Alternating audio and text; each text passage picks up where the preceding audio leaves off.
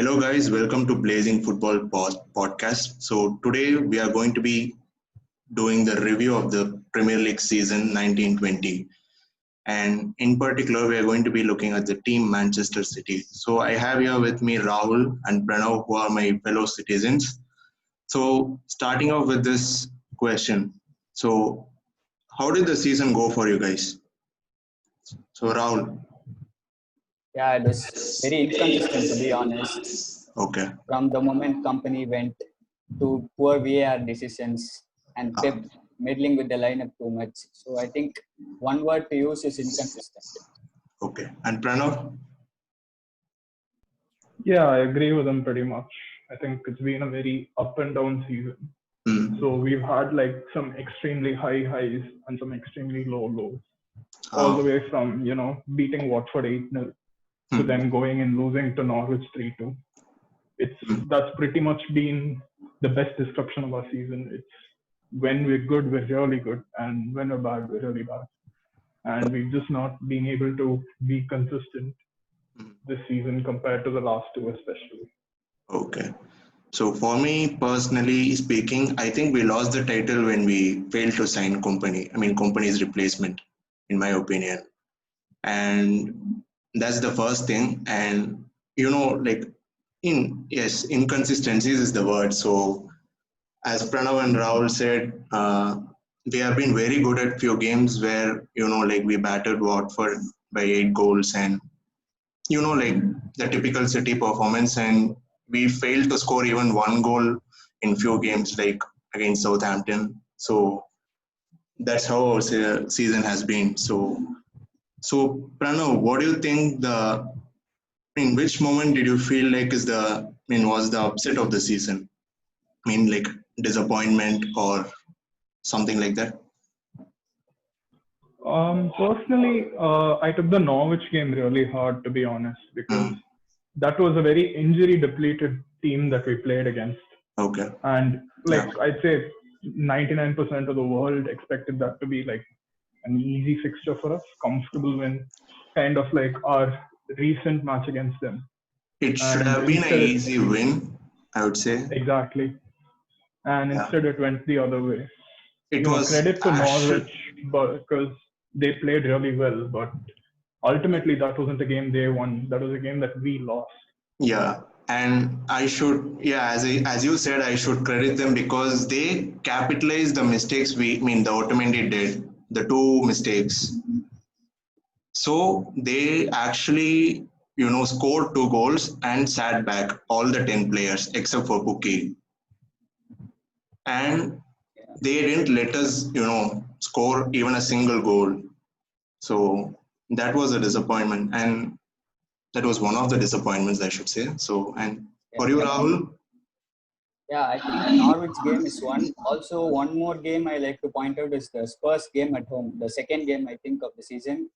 Yeah, We played superbly. We played really well that game, but again the same story: missing thousand chances, yeah, not being clinical in front of the goal, and also in the end the VAR decision that might have reduced the morale of the team. Maybe that's the reason we didn't perform well this I season. mean, for that game, we also had Laporte. So I don't think we can point out our defense for that game because we had Laporte and Stones who are probably the first choice centre backs for us. And that game we did mistakes, and that's how the season has been. Like we let the ball go sometimes, or like most of the times the opponents scored, like in counter attacks and not in open play. So It that was always happens against us. yeah. So, and what were the ups of the season? The best moments and the moments you cherished, Pranav? I think the Watford game was just brilliant. That was just City at its finest. Ah, Same with the match against Liverpool at the Etihad. yeah, Pep game planned that brilliantly, and they really executed that game yeah. plan well. The Carabao Cup final, because every trophy is a trophy, and it just Okay. feels good to get your hands on silverware. Yeah. And And yeah, And of course, the Champions League games. The game against Atlanta was just two really good front-footed attacking sides taking Yeah. on each other, and those were really good games. And the Real Madrid game that kind of felt like our moment to finally have a chance to shine in the Champions League. Mm. We showed a glimpse of that we can. I mean, we do deserve the Champions League, and that we are not Yeah, amateur or inexperienced to participate in CL. I mean, exactly. And going for Gabriel Jesus probably had the game of his life. yeah, And, that was around the time when we couldn't hit a penalty to save our lives. Yeah. And when every we conceded single that player like who took the penalty. I mean, missed the. I mean, missed like everyone missed the chances, and exactly. And yeah, even the experienced guys like Gundogan and Aguero, who really mm, convert penalties, even they were missing. And you could see that it was in their heads, and all of them seemed to have a mental block. And then yeah, when we got the penalty against Madrid, I'd say I felt more scared rather than being happy that we got a penalty. And KDB stepped up. He He he actually was like, missed it, to I'm be one of the honest. best players in the world, and this is my time to shine. He took yeah, that responsibility on, and he really proved himself there. yeah. I mean, now we have got our, the best penalty taker. We can blindly, trust on De Bruyne here on for penalties. So for you, Rahul, what was the Yeah, best he moment of mentioned this almost season? all the games I was gonna mention. So one more game he missed. He missed this the Carabao Cup semi-finals against United. Ah, The Pep false nine formation. That was a yeah. really great game to watch. Also, Mahrez, Bernardo Silva, De Bruyne, all performing to top standards. That's a big Uh, game for us, I and would it led say to I, better I, game. I would say that game we were lucky. I mean, because most of the times that formation doesn't work, in my Yeah, opinion. It's just that in that game it clicked. The formation clicked very well between the players. Like Mahrez, De Bruyne, and Bernardo Silva kept changing their positions as per their requirements of the game. So, and even United were shit in that game. So that helped yeah. us. Like United lined up just for this formation. So yeah, Yeah, it against Chelsea, we suited the didn't way utilize it United properly. play. The way United played suited us perfectly. That particular formation on that day yeah, yeah. really helped out. So, any other games or any moment in particular? Moment It doesn't will be have De to be Bruyne's penalty against. against Real Madrid. Of course, Okay, that has to be the moment of the season so far. Maybe. okay. So for me, I'm going with an odd one because I felt very disappointed when we lost against Wolves. Even though we were 10 men and we were 2-0 up, again, kudos to Otamendi, we lost that game. And I was so disappointed after that game because we were able to hold them up till 75th minute or so, and Mendy too. Mendy was, he was He the had a really good game, but then that Yeah, one until the that one drive-away moment challenge, he where had a really good he probably should have dived, but he didn't, yeah, and he should have because of cleared the that, ball. It was an easy yeah, one. exactly. yeah, he could have cleared, but until then he had a really great game.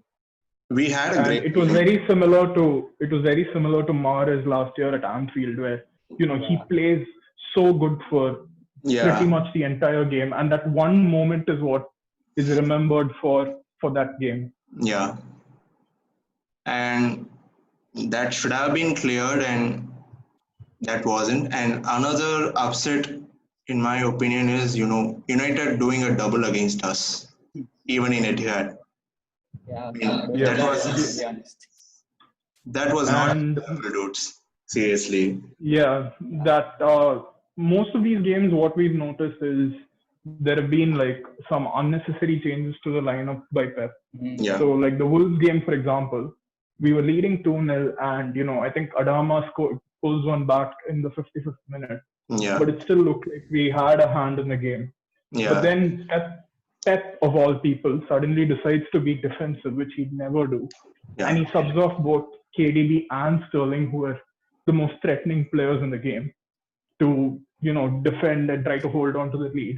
And what ended up happening was Wolves in the first half. The reason we went up 2-0 was every time they pushed us because of their man advantage, we were able to punish them on the counter with KDB and Sterling. Yeah. And without those two, we really didn't have any attacking threat. So Wolves could commit all 11 men into our half. And we just had to sit there and try to contain, and ultimately that backfired. Like they started coming into our box more. That more than we do. We went into their box. Yeah, it wasn't even the box. It was more of like the half line. Once KDB and Sterling went, I don't think we ever crossed the half. Yeah. Which is pretty bad considering how we play. It's the reverse most of the time with us, and just felt. To be honest, that's our season. Like that's how we should put it.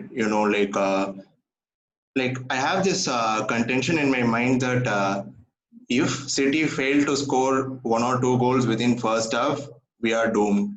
There are exceptions like Real Madrid game and where we come back, but then most of the times where we scored in the first half or in the first 20 minutes, the stats say that. So we have never let anyone win in those moments.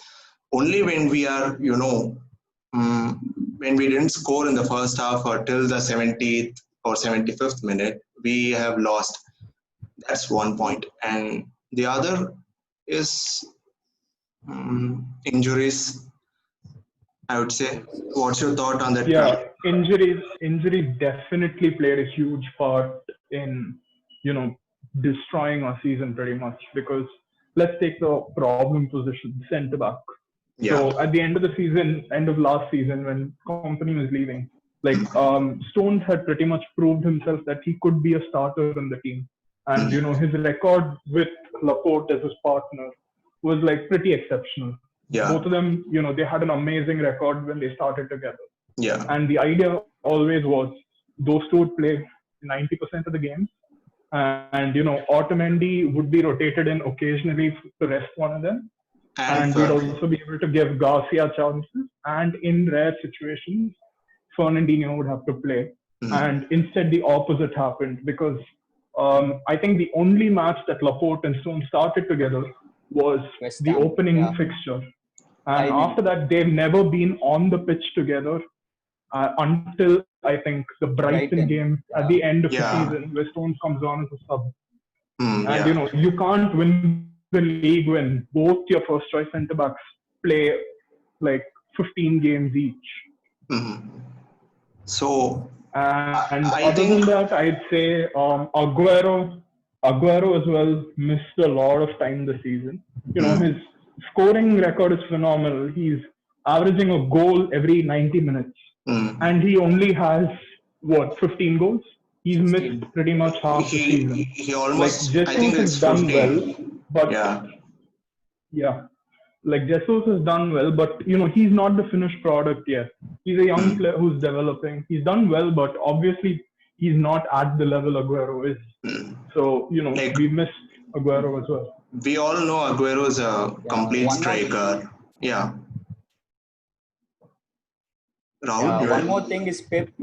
Yeah, Pep was meddling with the lineup too much. That's a big reason we lost around 6 to 7 games. Starting the midfield pair was really poor.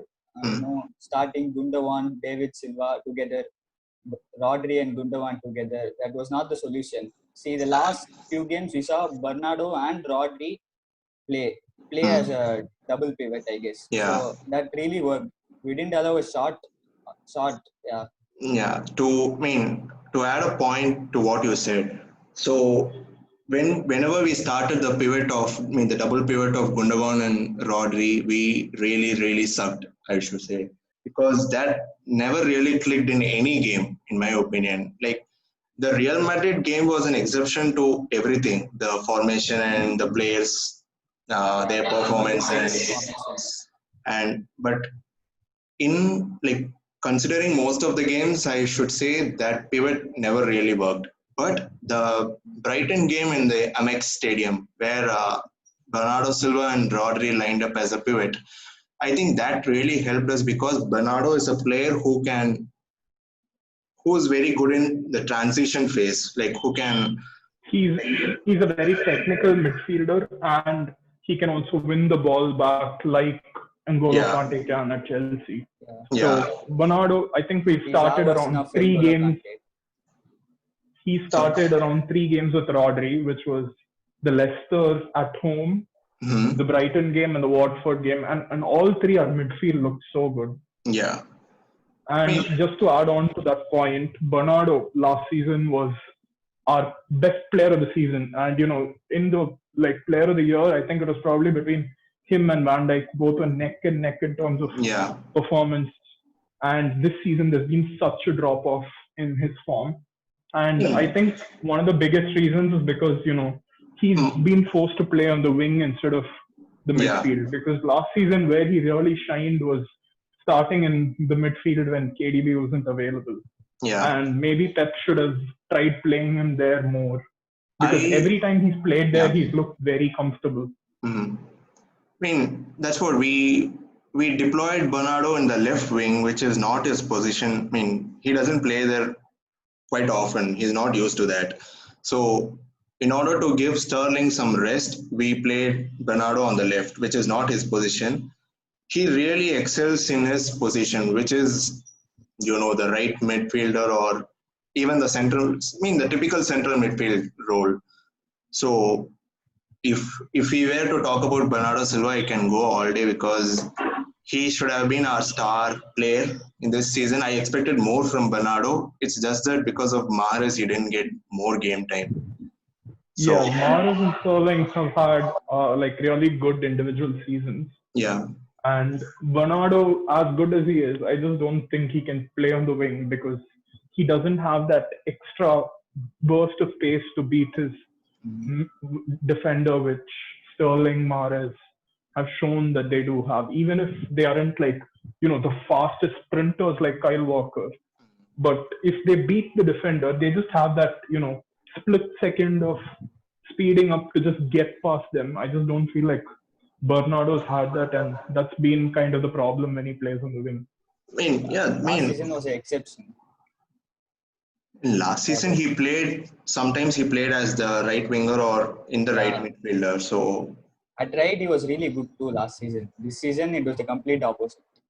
I mean, that was Yeah, mainly and I because of think a Mahrez. large reason for that, last year at the wing, why he succeeded was the midfield work. So when every other part worked, he could still adapt on that side. This Yeah, season with the midfield and the defense facing problems, he still, they couldn't cover up for him as well as they could Mm. last season, which is why he struggled a lot.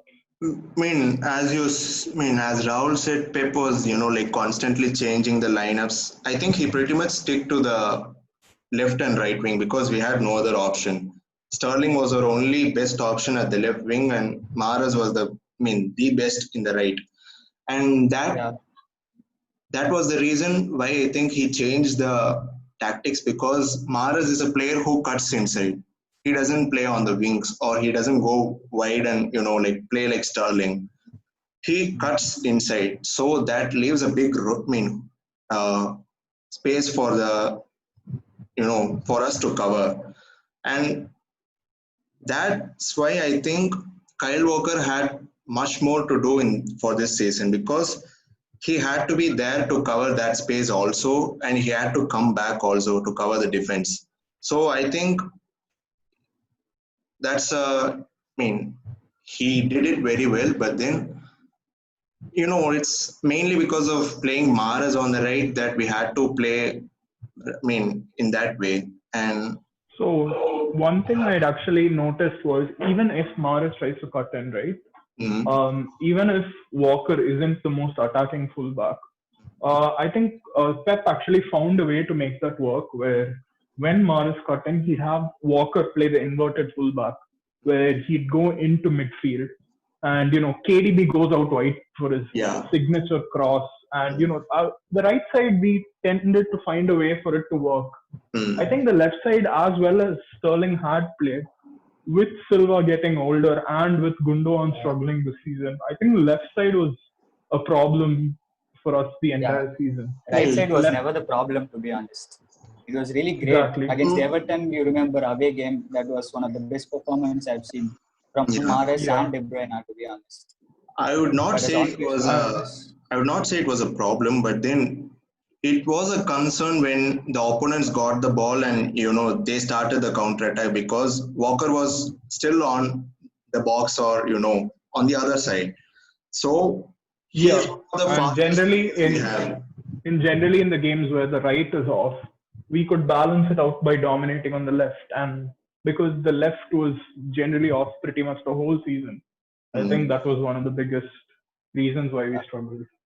And I think there is about Mendy. Speaking about Mendy, I think I can be happy and sad for him, because he started many games which he didn't in the last 2 seasons put together. I mean, he didn't get injured quite often this season. But the disappointing part was, he was injured for the 2 seasons, so I couldn't expect much from him. So just to add on what I feel about Mendy.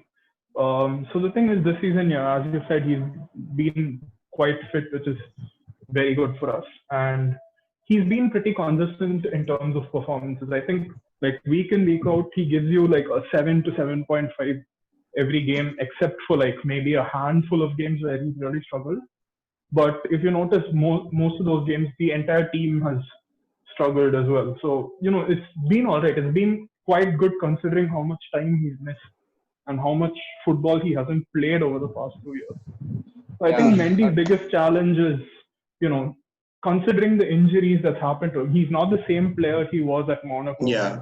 So I think the important thing is he has to figure out what he is now and how he can make that fit in our team. Like he was very, fierce in Monaco. Like whenever he got the ball at the left, he just takes the ball and runs, like dribbles past everyone. Like, and the crosses were pinpoint when he played in Monaco. Like even that was the Mendy we saw in our first few games when he played. And it's just the reason that he got injured in the last 2 seasons. He's not able to be that Mendy when he was in his top. So I still have faith in him. Every City fan do. And I think Pep's going to wait for another season to, for Mendy to shine. I don't think we are going to go for a left back for the next season also. We should, yeah. Go for a left back. Or Alex Telles or Tagliafico might be a good option, because they can compete with Mendy and it might push Mendy to the next level. We never know. Watching the last 2 games, I think Cancelo might be an option, because he seems good. A short-term option. Yeah, like not he a can fill in. Yeah, he can, but he's mainly a right back. So I think we need to sign a left back. We have to. I'm not saying no, but then we definitely have to. But then, like when the entire team performs well, that spot, doesn't seem like, or will not seem like a, gap in the pitch. Like this season, that's the reason. So I mean, I won't pinpoint the defense as shaky, because we let the ball go at easy. I mean, where the opponents could get it and score from easy ways. I mean, if you guys remember the United second goal in Old Trafford, Scott McTominay's goal. Yeah, that's just getting bored, to be honest. Yeah, like that's one of an example. And we lost the balls at the places where we shouldn't have. So I would not pinpoint the defense was the only reason why we lost this season. But then the entire team failed to stop the opponents, and the typical City was missing. Yeah, we should have expected it though, because we got 198 points in the last 2 seasons. So Mm. this season, we should have expected a dip. Yeah, the fatigue was clearly visible that everyone's pretty tired. Yeah, Past off the two field seasons, issues all also. It competitions was, we've been going either to the finals, quarterfinals. We've yeah. been going pretty deep in every competition. So, fatigue clearly caught up with them this season. And I think that showed with our injuries as well. A lot of Mhm. key players missing a lot of time with injuries. Speaking, And I think the story of the season was, again, we dominate very well between the two boxes, but inside the two penalty boxes is where we've struggled, where, Yeah, and that's stopping the mainly shots because in our we don't box. have any tall players to, convert the goals, the crosses. Like all the players who get inside the box or, 5'5" or 5'6" who are not, for not like Andy Carroll who can, score headers. They are, Jesus in particular is a tap-in player, in my opinion. If you like give him the right cross, he'll find a way to score the goals, in my opinion. And Aguero and Jesus, we can't compare them because Aguero can find the net at any spot from any angle. Jesus is not very good at that, in my opinion. So So I think like they're both quite different players, to be honest. And yeah.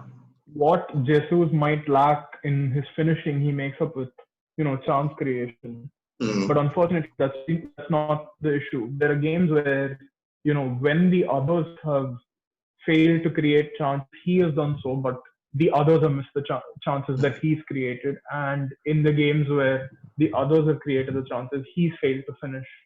So I don't think it's like entirely on him. no, it's Obviously, not he entirely does on have him. some blame because he's missed, I think, the most big chances in the league. So that's yeah, something he'll 24. definitely have to focus on. And But I think sometimes, it's not bad a season considering how young he is, mm, and He's just considering that he's 23. Yeah, we should Aguero's give him more backup. time. He's had like inconsistent game time. I think he's done quite well, and I think the as he progresses, he'll become a better and better player. mm, but he really showed a glimpse of the being a best player in the future when he played against Burnley in tough mode, where he Yeah, curled the shot inside to the net, and that was pretty fantastic because I usually don't expect those kind of shots from Jesus, to be honest, because as I said, he's more like a tap-in player.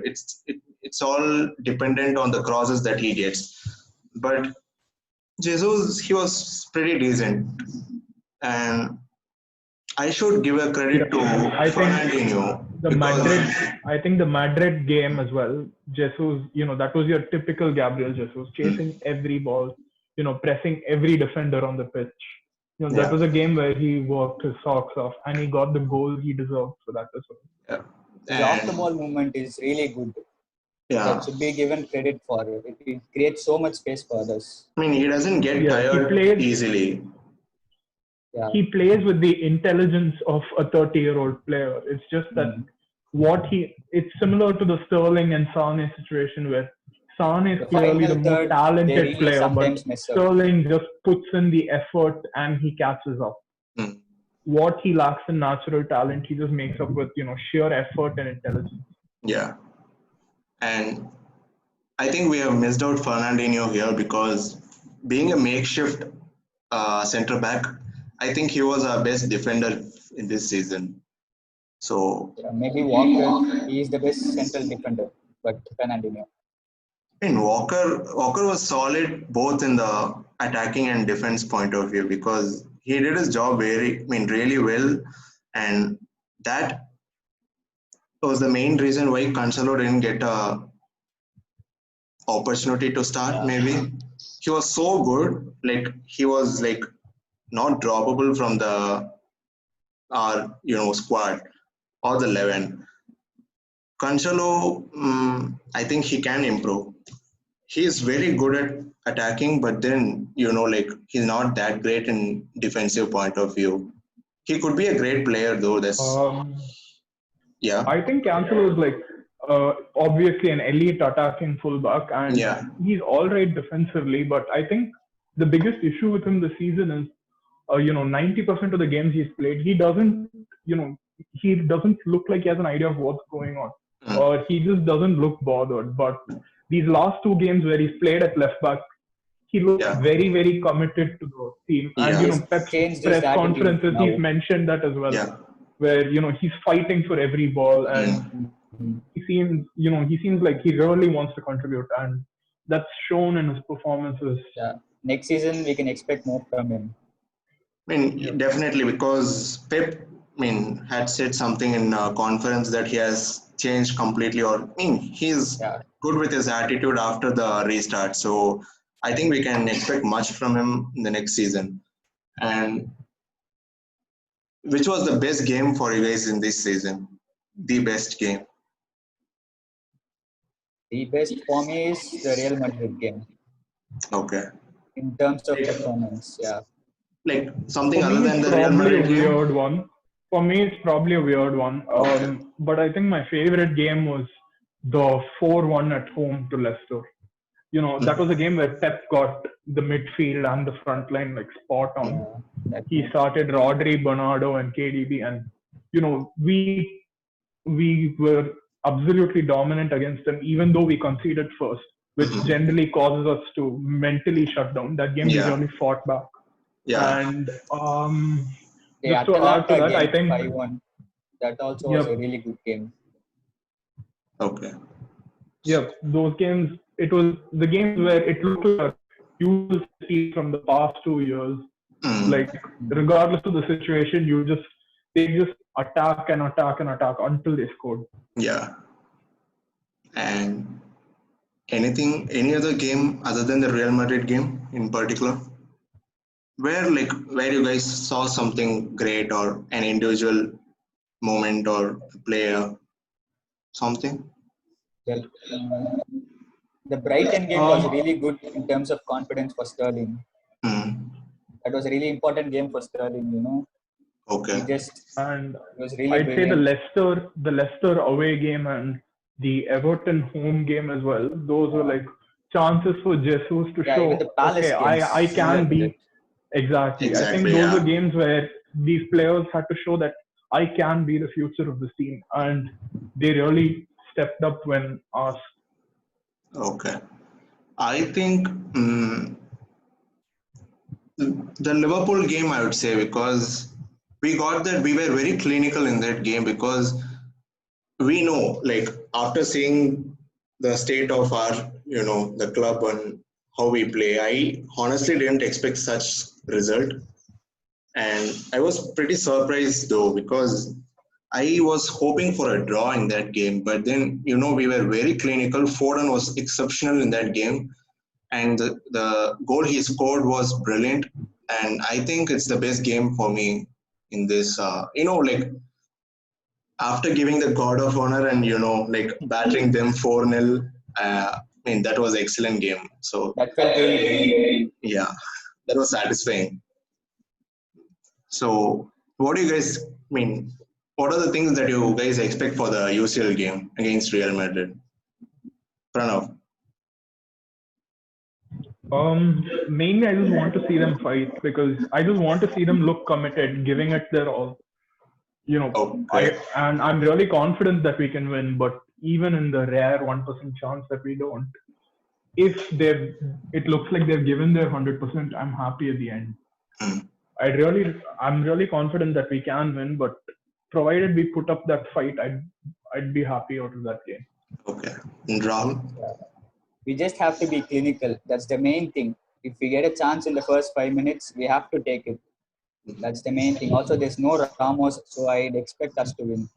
Okay. That's the main thing. But I don't think Ramos not playing in this game is not going to be a big deal, because they are good as a team. So, Casemiro can still win back the ball, and, he can be still solid defensively. So they are good as a team, and, their star players in this season were Courtois, Benzema, even Cruz, Casemiro.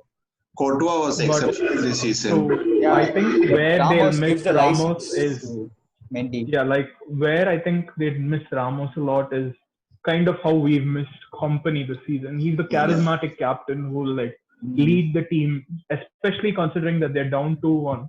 They Yeah. need as much of a morale boost as they need. And with their captain missing on the pitch, I think that's something that will have an impact I on them. mean, yeah, they're going to miss the moral support that Ramos gives, but then even then, And he's a big match player as well.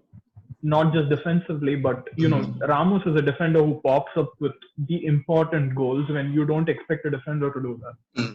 Yeah, He's an ultimate big game defender. He gets the goals and defense quite well. yeah. So I think that will be a huge positive for us. Not I just that he's missing defensively, but considering how weak we've been in set pieces this season, I think him not being there will help defensively as well. But I think it's going really going to be a tough game because it's Real Madrid we are talking about. They are the 13 times winners, so they have the experience that we don't have. That's the truth. That's the fact. I So think ultimately it's about which version of City shows up. exactly. Because if the prime version of City shows up, put in any team in the Also- history of football, I'll never bet against City if the version of City that we've seen before shows Also, up. which version of Pep turns up is also important. We are expecting a He Pep has- masterclass once again. Yeah, no, you should. But No, might start Gundogan again. I don't want Gundogan to start in this game because he doesn't give you that defensive cover. So I would go for Rodri, and I expect a pretty tough game from them in Real Madrid. I mean in Etihad. Sorry. So Yeah, I think Rodri after this restart has been world class. Yeah. Every match, every minute that he's not played, yeah, we can see there's a visible difference in the way we play. He's been sensational since the restart. It's kind of like how every player settles in after one season. So speaking of Gundogan, I don't want him to start for Real Madrid because he doesn't. He's good going forward, but then I don't think he gives you the cover, the defensive cover that Rodri gives. But Yeah, he has lost his I think- legs since the ACL injury. yeah, Yeah, he's clearly lost that. At Dortmund, he was one of those players who'd run into the box exactly when the cross came in to take the shot.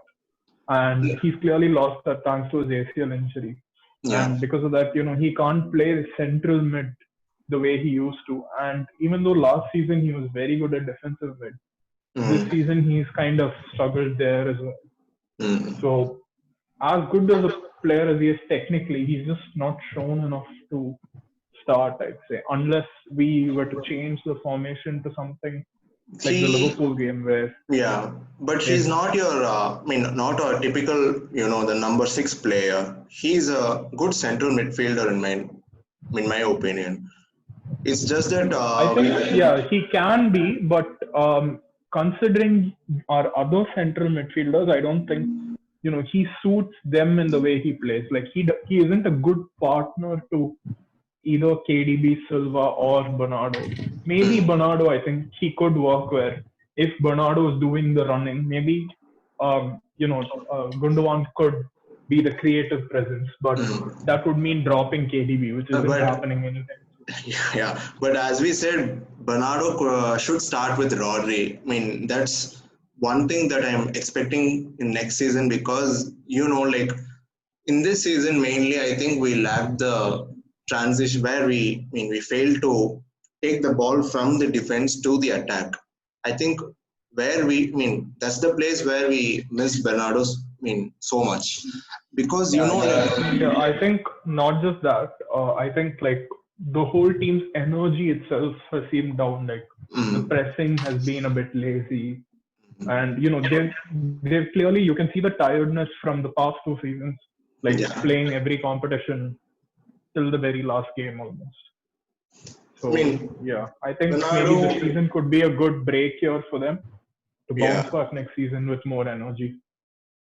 Maybe because that's exactly why we need Bernardo Silva, because he gives you that energy in the midfield.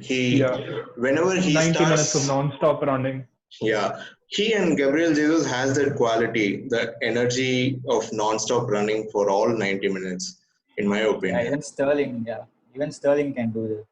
Sterling can do it, but then he's not as good as Jesus or Bernardo in that. Those two are on a different level. Yeah. Speaking of Sterling, he was non-existent from the November Anfield game. I mean the clash against. He started just off lacked the very support, well to be actually. honest. I think, he started off very well. He had like 20 goals by the end of November, which was amazing. Yeah. And I think it was that Christmas period where there were a lot of fixtures and he couldn't get rotated, so he kind of got fatigued. And we saw it in his performances where he had like this 1.5 month goal drought. But after the restart, he's bounced back. He's looked exactly. Yeah. So after the restart, we've seen he's bounced back. He's looked confident. He's got that goal scoring touch back. So hopefully he'll play a huge part in the Champions League. He should, because he's our only option at the left wing, and I don't think no one else can go against Carvajal like Sterling can. Carvajal is one of the best right backs in the world, so Sterling is our only option at the left. But then we are going for Ferran Torres, so I think that should be a boost for him because he can get some time to rest, at least in the next season. This season, Sterling also lacked support from David Silva and Gundogan. Both of them didn't perform to the standards. So that might be the reason. Entire left part was off this season. Yeah. Just Sterling was the only one who was trying to convert or create a chance. He did all the running thing, and I would say the need to score a goal, everything, because David Silva's 34. He still gives you some magic whenever he can rewind back to classic David Silva in a couple of important games, but he can't do it week in, week out like he did for the last 9 years. Yeah. That's very evident. That was very evident in this season. We could see that clearly because I think we should not expect much from a 34-year-old player. Being a midfielder and asking him to be at his top, even I would say Iniesta couldn't. So Iniesta, in my opinion, was the greatest midfielder, one of the greatest midfielders. So the age plays a huge part. So David Silva was fine, but not the classic David Silva. So exactly, and in the games that he didn't play, playing Gundogan there, I don't think solved too much of those issues, unfortunately. It put pressure on Sterling more, to be honest. Yeah. I think whenever Gundogan starts, I think it's better for him to stay back because in most of the games where he wasn't participating in the attack, we were good.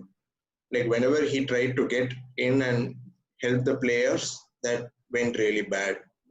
From whatever... because he is a good player. It's just that in the current style that we're playing, he just doesn't seem to fit in either the defensive mid or the central mid position. Yeah. He struggled in both the spots. That was clearly visible from Gundogan because whenever he started, I think he had nothing to do, or nothing to offer. Just like Cancelo, I think he had no influence on the game too much, except for one or two matches. Started him all the games, and that's shouldn't have. I think another thing we noticed with Gundogan is this season in the Premier League, we've dropped points in 12 games, and Gundogan has started around 9 or 10 of those games in midfield. And I think there's only one game where he was, and the other game that he didn't start was the Wolves game, which pretty much turned around once he came in for KDB. Obviously he's one of the best. He used to be a best in Dortmund, and even when he joined in for City. Even last season he was amazing, and he definitely deserved the contract extension based on last season's performance. Yeah. But similar to how Dzeko got the contract extension and 2014, I think, after we won the title. He just didn't kick off from there to go even higher. He's gone backwards, unfortunately. I think hopefully he'll be back to his form in the next season, Gundogan. I think he'll find his form. I think we have plenty of things to figure out for the next season because, the sync between players seemed very off. I couldn't see the sync between players where, when you look at the 17-18 season and you look at the 19-20 season, it's very evident and clearly visible that players lack that sync. On the right, we had a perfect sync between, Sterling, De Bruyne and Walker. On the left, we had that, the best link between Sane and David Silva. So I think we clearly missed that in this season. Yeah, It was I think starting and changing. That might be the reason for that. Sorry? He was always changing. The tactics formation. Yeah, formation. No, just the lineup in general. Yeah. Agreed with him. I think one of the big reasons for that is, we've made the most changes in Premier League history in terms of lineup selection this season. And, that players are going to keep performing the more and more they keep playing with each other. And this season, centre back especially, each week has been someone different, just plugging those gaps because both Laporte and Stones haven't been fit. And he should have given Stones a chance in the FA Cup semis, to be honest, instead of Garcia. He should have opted for experience rather than Garcia. I think the one thing I've felt a bit bad for Stones is I feel like when he plays next to a good centre back like Laporte or company, he is good. So he's obviously not a leader in terms of a centre back. But when you give him that partner, he can really step up to their level when he has that senior partner next to him. And I just feel like if maybe Pep had given him a couple of games to start in the restart next to maybe Laporte or even Garcia instead of Otamendi, he could have maybe gained that confidence and looked like a potential candidate for the starter spot against Madrid. I think Stones and Laporte are going to be the ones who start against Real Madrid because you have to be kidding to start Garcia against Real Madrid. I don't know. I hope we'd start the two of them, but I think right now it looks like Laporte and Garcia will play, and I can only hope because Garcia's from the Barca academy. He plays it like a Clásico. That's more internal than external because Vinicius and Rodrigo, when they come, or he can't match up with their pace. We saw him against Aubameyang because Walker had to give him support to keep up with the pace of Aubameyang. So if Vinicius is going to play, it's really going to be a problem for Garcia because he is slow. First thing is he's slow. And the second thing is he's not physical. We can't blame him because he's just 19. Yeah, but then experience also matters for the big game. We have three centre backs in Fernandinho, Otamendi and Stones. We can start any one of them, to be honest. We should go for Stones because he'll be good, in my opinion. Yeah. Yeah, for me, if I had to put them in order, I'd go, number 1, Stones for me. Number 2, Garcia for me. Number 3, Otamendi, and 4, Fernandinho. And I think the main reason for that order is because Real Madrid are chasing the game, so they're going to be attacking the box a lot. And I feel like the reason I prefer Fernandinho to not start is, he'd probably win an aerial battle better than the other 3, but his positioning is very suspect at centre back. So, if he's right next to Benzema, he'll probably win a header. Yeah. But the problem is half the time he's not going to be at the right spot. So I'd prefer the natural centre backs in their spot, even if they make those individual errors on the ball. In terms of positioning, when they're defending our lead, I think those guys would hold on better. Personally, I just think that's how it is. So that's the order. Your order was pretty much what every other City fan wants because I would go for Garcia if it is some other team or if we were playing the group stage games. But then, it's crucial for us because this season is our best chance to win the UCL, in my opinion, because it's just a single leg games. From the quarters, and it would be a perfect farewell to David Silva. Exactly, well. And I think both David Silva and Aguero deserves the UCL, in my opinion. Definitely. Just because of the loyalty to the club. It's not just the loyalty, but then for everything. They offer so much for the club, so in every way possible. So I think they, if not for the others, I think at least for both of them, we should win the UCL this year. It's going to be tough because considering the form that Bayern are in and Atletico are in, it should be tough because it's UCL, obviously. So I think I'm not looking past the Real Madrid game, because if we win the Real Madrid game, that's going to be a huge boost for us. I think the team will take it the same way as well, like going one game at a time. Yeah. And that's what even Pep thinks, like one step at a time or so. Like he doesn't think much about the other games at one time. So if we will hopefully win the Real Madrid game, but it's about the city we are going to be on that day. We have to be strong. Which was. And I think the one leg instead of two legs helps us as well. Because the way to look at it now is we have 4 finals to play if we're going to win every game. And we know how good City have been in finals recently. So let's just hope that's how it goes. I clearly couldn't see what happened in the FA Cup game because we were totally off despite starting our best 11.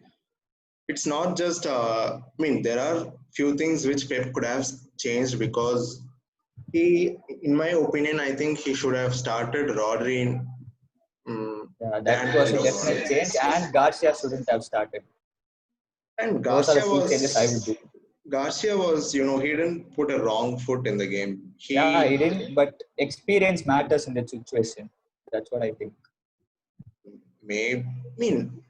That could be an alternative in my opinion, but then Garcia was not at fault at any cost, because when our game runs mainly in the midfield. We start from the center, the CDM. So when we start from the CDM and we start our build up and we play, everyone from the midfield lacked the attitude on that day. We were not we didn't seem like we were going to score in any way, because in the first half we were so dull, and in the second half we tried to push the game.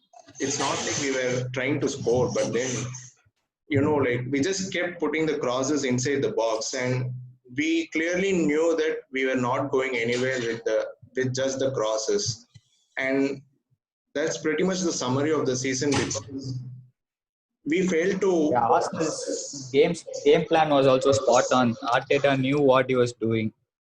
He scored a goal and just parked the bus. So that also was against us. If that's the case, then just to add to that, I don't think that day, the defense was too much at fault, because Arsenal's first goal, especially, that was just one of those goals where you have to say well done and move on, because that was them playing like we do on the counter. Exactly. And what we should have done was just fought back from there, but unfortunately we didn't.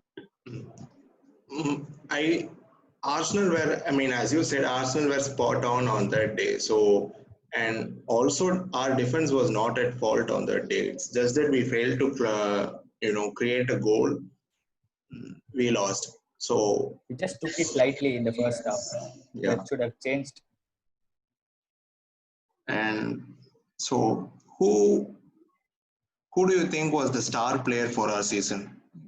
Except from for KDB. It can be an youngster. Mahrez. Okay. Mahrez is number 2. And Kyle Walker also deserves a shout out. Okay. Those are the I think he's pretty spot on. Mahrez and Walker have been amazing. mean, the youngsters. Garcia and Foden definitely stepped up a notch. So yeah, Foden showed that he's not a youngster anymore. He's a first team player. He showed more than what we expected actually, because he's going to fill in the boots of our club legend David Silva, and he he didn't show that he's still learning or he's still growing. He was like, since the restart, he has been showing that he is mature enough to fill the gaps of that he's David a Silva is maybe going second to. best player the restart after the restart after Exactly, De Gea yeah. now. Because like even in the Arsenal game, the FA Cup semi-finals, I think when Foden came in, there was a technicality and pace to the game that Mahrez didn't offer in that game. Because Foden, he like breaks the defensive line. He does what David Silva exactly did 9 years back. Like, he can break the line and go inside and create chances. So that was him at his best, but then we failed to start him, Foden. So that was wrong.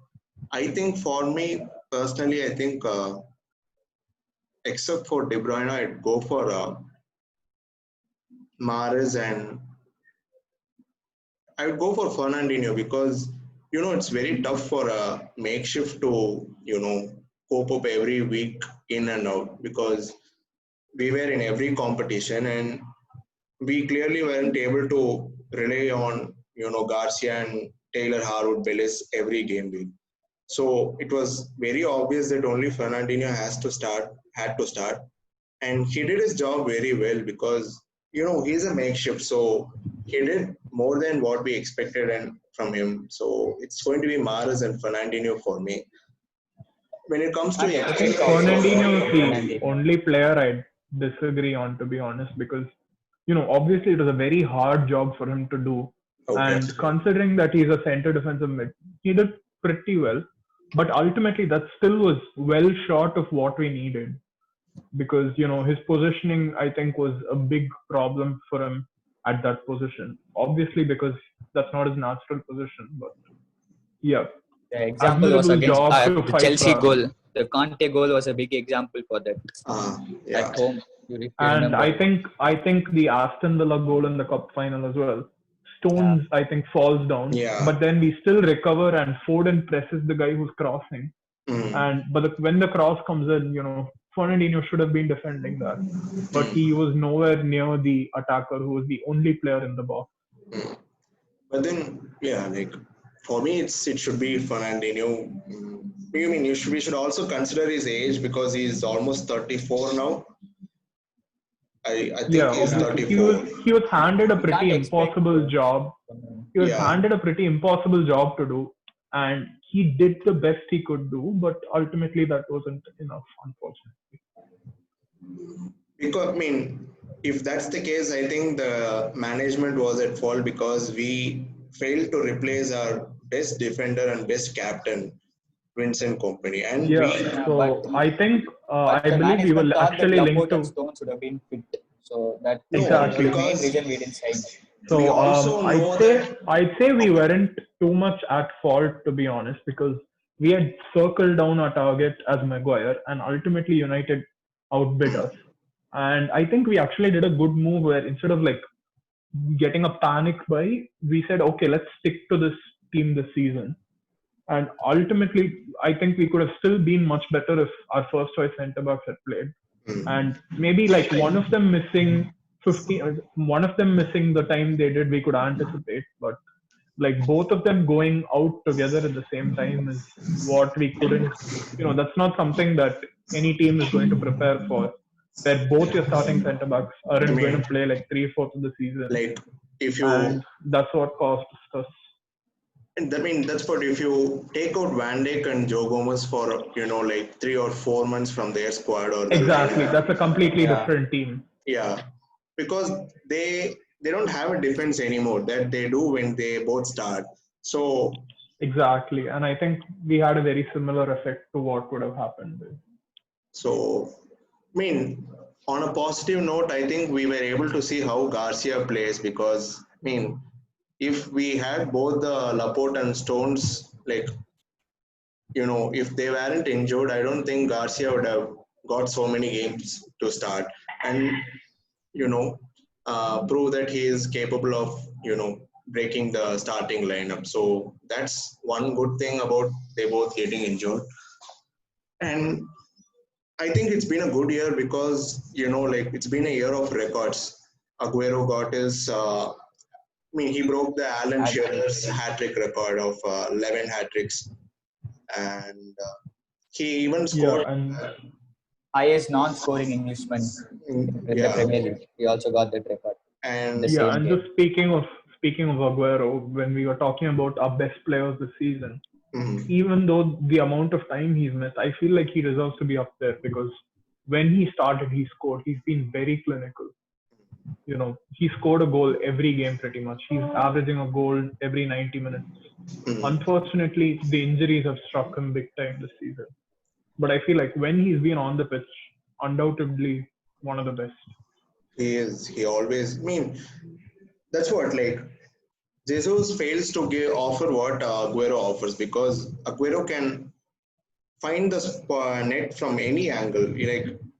You put two or three defenders in front of him and you ask him to score a goal, he still will.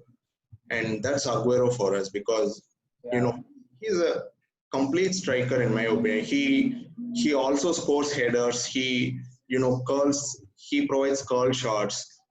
And that's Jesus. These are something that I think Jesus will get in the future. I'm not saying he won't, but then Aguero still is 10 years back. That's my point. Aguero was, complete even when he was 20 or 22 when he first joined City. You can't compare them both like that. They are both very different players. Exactly, yeah. So I think I'd say Jesus. I think Jesus did a good job as the deputy striker when Aguero missed the time. But obviously, he's a kid compared to what Aguero is right now. So there was definitely a quality, but hopefully he should get to that level soon. I think I would appreciate Jesus for one thing because when there is a player like Aguero in the 11 and it's easy to get demotivated that you'll never start, but he keeps every game he makes up for that by giving 90 minutes of effort. Yeah, so because even if his finishing's off, I don't think anyone could honestly question his effort. It's always there every second of the game. Exactly. But then, Jesus, we should give him some time. That's the end of it because Jesus is still young. He can score more goals if he is in City. And hopefully we can see more of him and Aguero together because we've looked deadly with both of them starting. If you I thought Pep could have gone with 3 at the back pretty early, to be honest. He didn't. I was surprised. That's what, whenever we started them both, we would probably go for a formation of 3-5-2, where we start or them. Maybe even Jesus on the wing to rest Sterling for a couple of games. 3-4-3. I think we did that. I think we did that against Aston Villa this season. Exactly. And Aguero scored a hat trick. Jesus was phenomenal.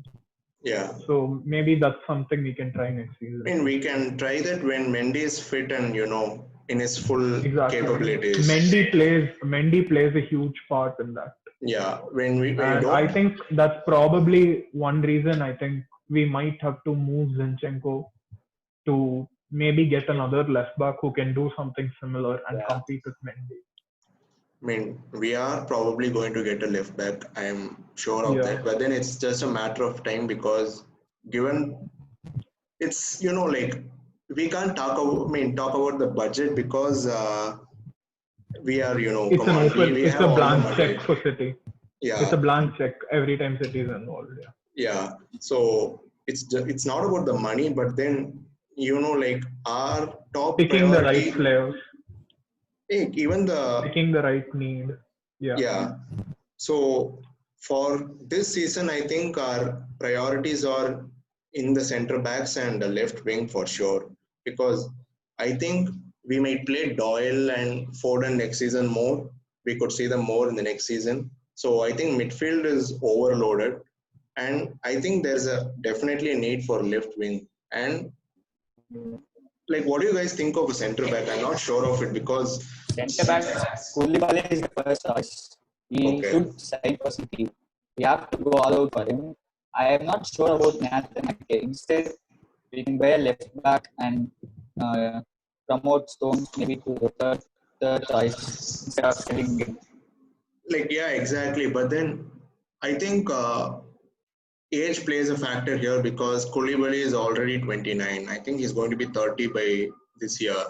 So even though he gives you all the solid centre back stuff, he's not going to be a long term solution. So I'm not saying it's Nathan Aki, but then I actually think that works to our favor because, we don't want Garcia to think I'm not going to have a future here. Yeah, but exactly. I think signing Koulibaly, we'll still have this world class. Yeah, I think if we get Koulibaly, we're showing Garcia that we have this world class centre back to start now. But considering that he's pretty much at the peak of his career, you still have a future here in a couple of years. And I think Koulibaly is probably the only centre back in the world who fits that criteria where he's in his prime and he's not going to, stop Garcia from playing. But at the same time, he's world class and would walk into every other team in the world. And with Ake, that's something I'm 50-50 on, to be honest. Because I trust Stones, and I feel like if he plays with Garcia, Laporte, and Koulibaly, I think he'll be perfectly fine. I don't see him struggling like he did this season. But at the same time, I can understand why we are interested in Ake. Because even though he's very short for a centre back, he's left-footed, which Pep clearly is looking for as a backup to Laporte. And one thing I've really noticed with him is Ake actually, he's very quick for a centre back. Yeah. And considering how we play a high line, he's very fast. We're probably looking at him just so that, to stop counters. Yeah. I can see why the interest is there, but personally, I'd prefer to keep Stones. I mean, to be honest, go ahead. Yeah, just to add on to the other positions, I think up front we'll probably need a winger, which is Ferran Torres, which seems to be done. And left back, I'd say maybe. Exactly. I think one position that we might need to focus on is left central midfield, especially not even the right, left especially. I feel like it's maybe time for Gundogan to move on because I just don't see him, having a future in either of centre mid or defensive mid position. Yeah. So I think maybe that's why we've been linked to guys like Aouar and Benacer from Milan to maybe fill in that position. Like we can. Hopefully, Bernardo is the answer there, Bernardo and Foden. But I think for the time being, we might need dimension too. He's a really good player. He can play at left wing too if needed. Like he can play, but then he doesn't offer the same thing that Foden does in the left, central midfield. I mean, as a left central midfielder, he's an option, but then Bernardo can play anywhere in the midfield. It's not about a left or right, but then he really shines on the right more than the left. So I would probably play Bernardo on the right, and if we change the formation a bit, I mean, if we go for a 4-2-3-1 next season, I think that should be fine because you can play KDB as the number 10 in those three, and we can still go for Sterling or Torres or Mahrez on the right. So and with Bernardo and Rodri being a pivot. Yeah. So I think that should be an option for us. I mean, that's one thing that Pep should consider for next season. So I also think occasionally having a 3-man back line, if all the centre backs obviously maybe not always maybe 4-5 games in the season where you want to for tactical reasons maybe you can have 3 at the back, which would health. Okay. So I think we should finish it up here, guys. So thank you for Sure. watching, guys. Please subscribe, share, Thank and you. like our video. Thank you.